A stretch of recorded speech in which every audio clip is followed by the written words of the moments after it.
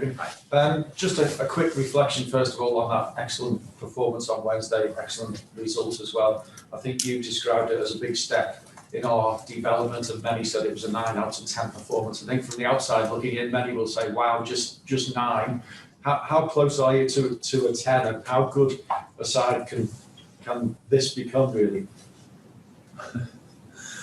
Because I don't think it was even close to an 8, if I'm 100% honest, and that's because we had there was a spell in the game where we let them get back in the game. Not only the goal we conceded around that, being 2-0 up, being completely in control of the game, and that changed after the 2-0. It was not possible to play a game over 95 minutes like we did in the first 15-20. I don't know. But for sure, we could be closer to these first 15-20 minutes than we were in the 20 minutes after that. So, but of course, there were so many brilliant football moments. And what I like most about it is that we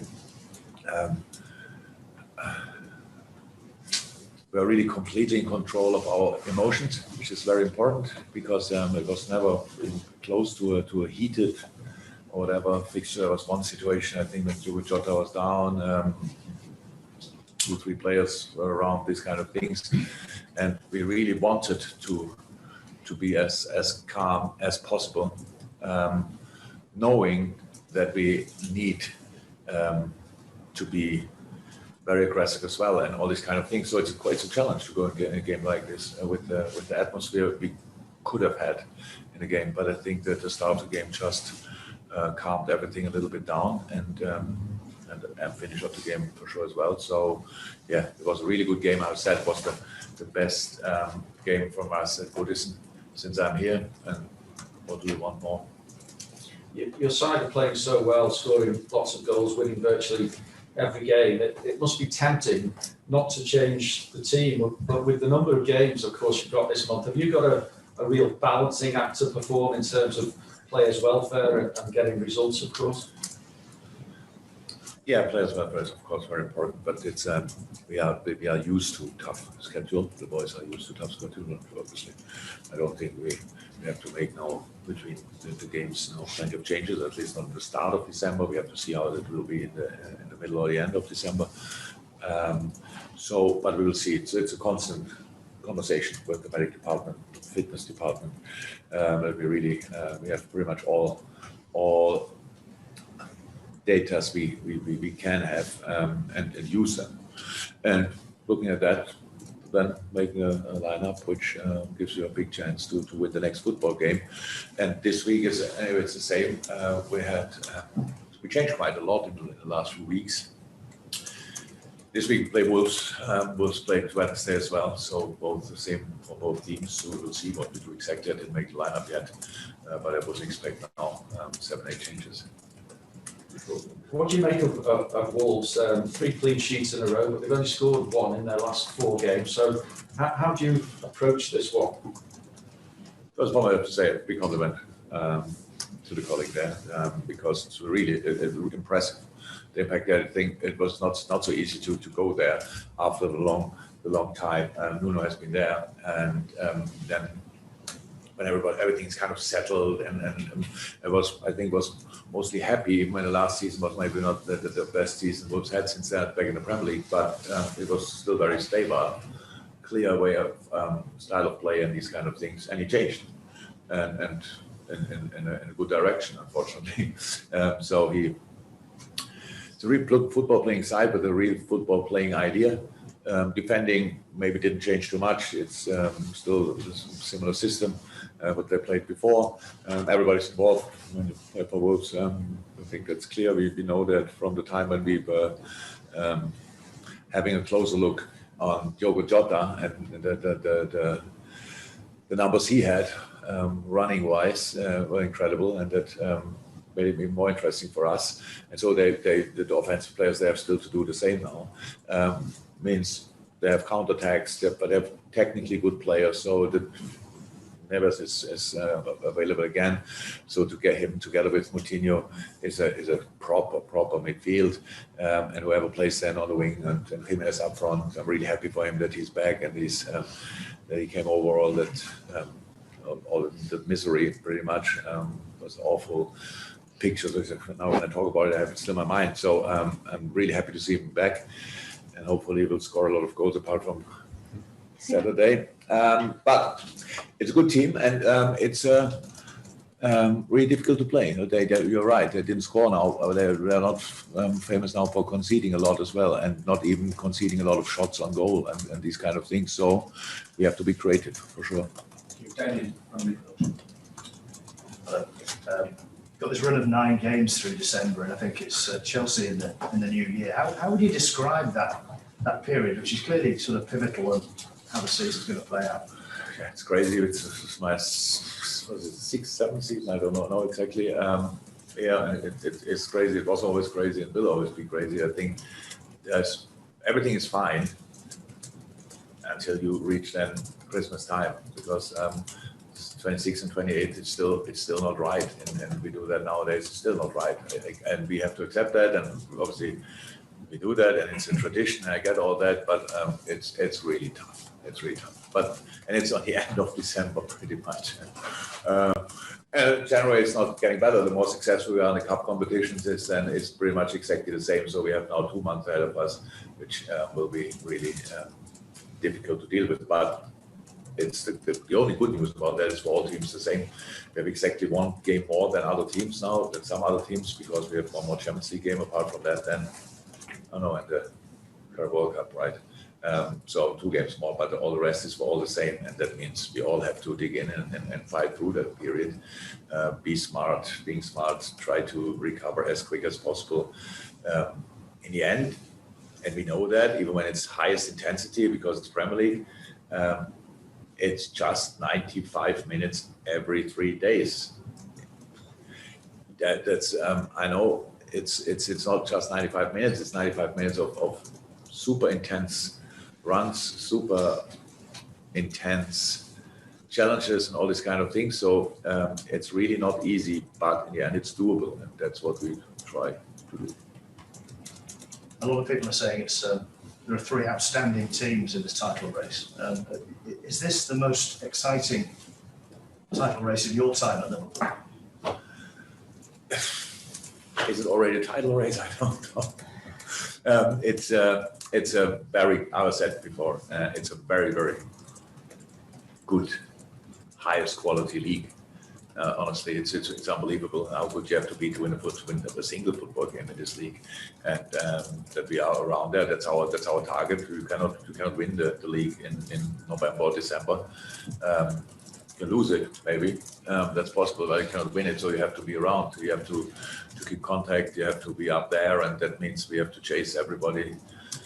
Each player of each team we face from all directions pretty much, and just to make sure that we are this 1 goal better in pretty much all the games, and that's a challenge. But I can't see it in a moment already as a title race, but it's exciting, obviously. But it's not that we already start looking, and I cannot say that it never happened in the past. I think everybody knows that I watched the Leicester game when they played Man City and company. Scored that screamer.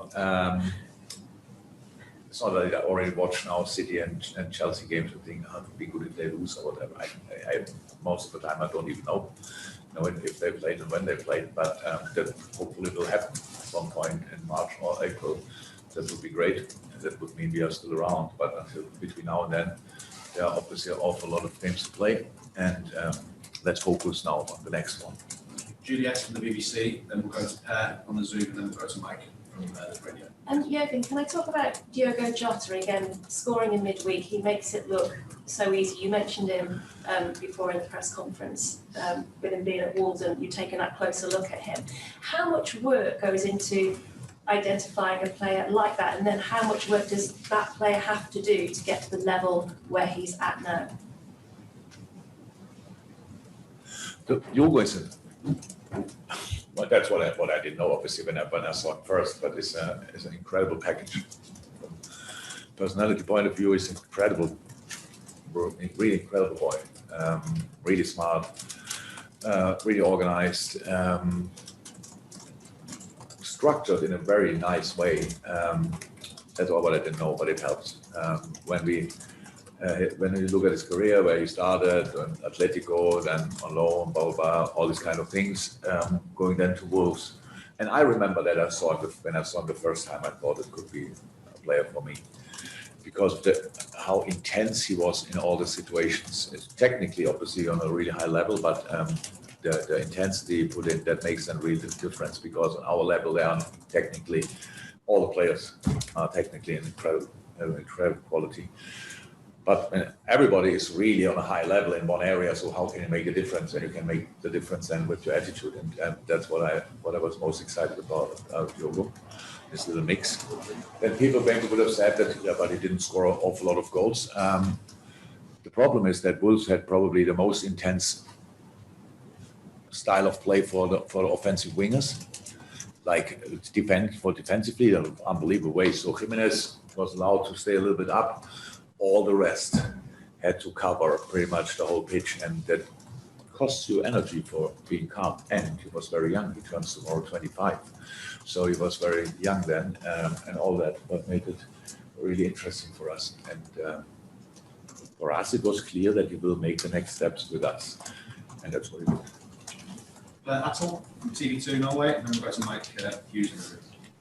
Hi again, thank you for your time. I wanted to ask you a question about Mohamed Salah, who has been in brilliant form this season. In previous seasons, though, he has been criticized for being too selfish, but now he's not just your top goal scorer and the top goal scorer in the Premier League. He's also the player with the most assists in the league, almost twice as much as entire last season for him. So my question is, have you made some changes in that aspect of the game for him to make him more a team player, if you like, or is it a coincidence? Not a coincidence, but we didn't have now a specific talk about that or whatever, because it was not necessary. These things happen naturally. It was never criticized by us for being too selfish or whatever, because he never was. That a striker who comes in situations where we all want them to finish off, that he from time to time oversees a mate who's maybe in a better position. It's completely normal, but it's not really easy to sit at home on the sofa and say, "Oh, you must have fast to go." If you played yourself the game, then you know it's the most difficult thing to do. But what helps a lot is experience. What helps a lot is being in similar situations for plenty of times, that you know what happens when we are there. As a team, we developed, obviously, so it should be clear when you are in a specific area on the pitch, that in like 10, 15 yards away from in another specific area, it should be a player with wearing the same shirt because of our formation. And that what helps, obviously, then, as now the experience is calm enough, didn't lose any kind of greed for scoring, but is calm enough and developed technically again it was incredible what he did. So it just has more time to see the right things in the situation. When you see somebody in a better position, you can be sure to pass the ball there. But when he thinks he can finish it off himself, then I expect him to try to finish it off himself, even when he misses the chance, because that's the nature of the chance. You finish it off, and then you realize it was the right decision or not. And obviously for him, it was very often the right decision. Thank you. Mike Hughes, and we'll go to Carl. Hi, long time no see. Yeah, Yes. right. Very It's much. 4 weeks since the West Ham defeat, and after that there was the international break. But since then, Liverpool had in 4 games, 14 goals scored, 1 conceded. The players appear to have come back sort of re-energized and almost as if there's been a reset after the international break. And what are the ingredients that enable you to sort of do that, or the players to do that? Not really re-energized. It was intense periods, the international break for me, for you, for the players it wasn't. It had important games to play. Finals, pretty much, to qualify for the World Cup, right? for the World Cup. And what helped most was the defeat at West Ham. Unfortunately, we are human beings, and as human beings, sometimes you need to get a knock to get that you really understand what is necessary. And unfortunately, I would now love to say it was the last defeat we needed for that, but maybe there will some other coming up. We try to avoid that, but it helped a lot because the game at West Ham was a very good example. That we conceded 2 goals after set pieces is not good, but with the quality of West Ham can happen. The problem was we gave West Ham too much set pieces, especially corners, whatever. Because they are good in that, so you have to avoid that. It means you have to defend them higher, that they don't come in a situation where they can get a corner. These kind of things. There are so many things we could have done, we should have done better. Because we scored there obviously 2 goals, but we conceded 3, and we didn't concede 3 because we made all mistakes in the last line. No, we conceded 3 goals because we let these set pieces happen. And they only happen when we don't defend as a unit really well.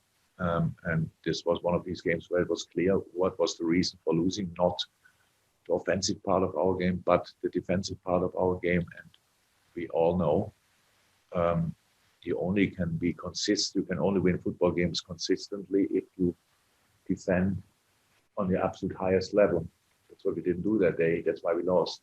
And that's what we took into the consideration and into the next game. It was difficult to analyze it then because they had their leave. But when they came back, we still reminded them for 10 days. That we did not really well in that department, and we have to improve that. Easy said, but obviously we worked a lot on these kind of things in the preseason, and then the season starts and hectic schedule and all these things, and you lose them a little bit, and that was an important moment to get that back really in our focus and to go again from there. But in the end, things like this will not last forever, or will only last as long as you stay 100% focused. That's for us the job to do now. Welcome. Okay, so it's Carl and Neil Jones, and then we go to the embargo section. I think that's how I'm just like them. Yes, it is. Yeah. Good. So Carl, Neil, and to the embargo section. Hey, just to go back to Diogo Jota. A lot of his goals seem to be right place, right time. Southampton, particularly, he was close to goal. He scored. How much of that is design, and how much is his natural instinct, do you think? Oh, it's both. I don't know how much, like 50% that, 50% that, I don't know, but it's both. You have, as a striker, you have to be there. The goals he scored against Southampton. I think Mo was, if Diogo is not there, Mo is there. So it was obviously that Sadio passed the ball to Robbo. Robbo goes with a brilliant run, but a brilliant pass as well. And then you need to have a player, at least one player at the first post. We had 2 players at the first post, which is a pretty good idea when the ball is arriving there. That was the first goal. The second goal is then you, as a striker, you're not involved in it was a 1-2 between Hendo and Mo. And then Mo passed the ball square, and Diogo is in front of the goal. So you always say that these goals are not easy. It looks easy in the last moment, but it's not easy because you have to be there. You have to read the situations right. So that's both instinct, but as design, the way we want to call it design, he has to be there. So that's what you do in training. That's why you have to. It makes a good game. A game is a good game when you have a cross or a pass into the box, and you have at least 4 options there. That makes a good game. On the first post, you have one on the second post, you have one in the center and one on the edge. So that's a really good goal, I think. The Hendo's goal against Everton is a goal like this, for example. And these kind of things. Again, it's so easy to speak now about it, but in a game, you cannot say in a moment when you begin to realize, oh, it will cross in a second and you are 60 yards away, you will not make it. So it's all about how you develop the game in these areas. And if that would be easy, we would do it. Would have started 2015 October exactly with that, and would be now even much better in that. But it's not, because the opponent is there in between and they defend situations and you have to judge it right. Good example for judging situations right is the goal we conceded against Everton. Trent was 100% convinced we keep the ball on that side. That's why he was already a bit wide and high, which is absolutely fine. If we keep the ball, at that moment we don't keep the ball, it's then easy for me to say, but Trent, where have you been? But actually, yeah, it's easy, but it's not right because we lost the ball on that side and we had a lot of players on that side to keep the ball, or if we can keep it, to please shoot them over the roof or whatever. We did. So that's good. We have to judge situations and you have to offer options for your mates, and you have to follow the situation that you are in a good spot for either finishing in the off or protecting the whole attack. That's it. We see pictures of Joe Gomez and Navigator joining in parts of training. Whereabouts are they? Big parts.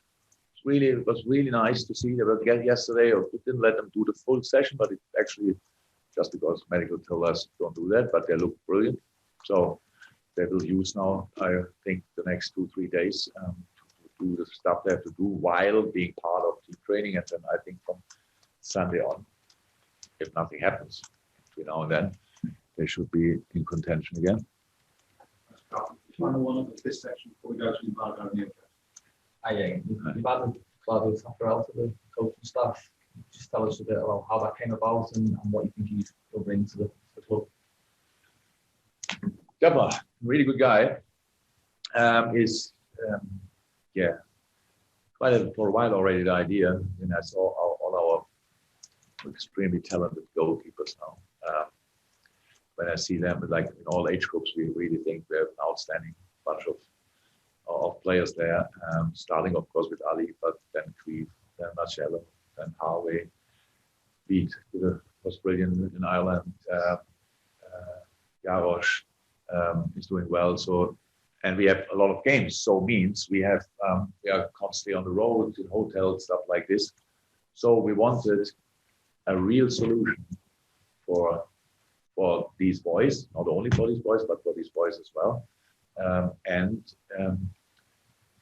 want to create our own goalkeeping philosophy, actually. For that, we thought it makes sense to mix it up with a coach who was a world-class player, obviously, and works in the moment together with two of the best goalies in the world, Ederson and Alisson. So we spoke to Ali, and yeah, he was quite pleased about that idea, and then we spoke to Tata, and he loved the idea as well. And here we go.